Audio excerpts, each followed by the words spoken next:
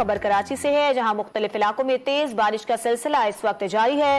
کراچی کے مختلف علاقوں سے یہ اطلاعات موصول ہو رہی ہیں کہ تیز بارش کا سلسلہ جاری ہے۔ گلشن اقبال، گلستان جوہر، کلفٹن اور صدر میں بادل برس رہے ہیں اور یہ تیسرا اسپیل ہے جو کہ کل تک جاری رہنے کا محکمہ موسمیات کی جانب سے بتایا گیا ہے۔ بات کریں گے ڈان نیوز کے نمائندے سید وسیم سے۔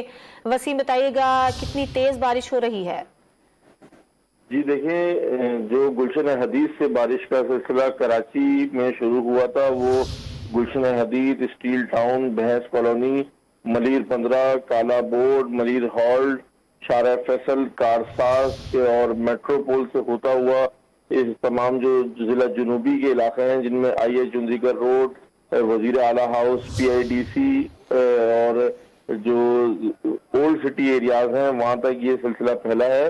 اور محکمہ موسمیات کے جو تازہ اعداد و شمار ہیں ان کے جو ہے وہ اس کو ترتیب دیا جا رہا ہے اس بارش کے حوالے سے، اور اسی کے ساتھ ساتھ جو صوبائی ڈیزاسٹر مینجمنٹ ہے اس کی جانب سے بھی ایک الرٹ جاری کیا گیا ہے کہ شمال مشرقی بحر عرب پر ہوا کا ایک کم دباؤ موجود ہے، جس کے باعث جو بارشیں ہیں وہ مونسون کی تیز بارشیں متوقع ہیں۔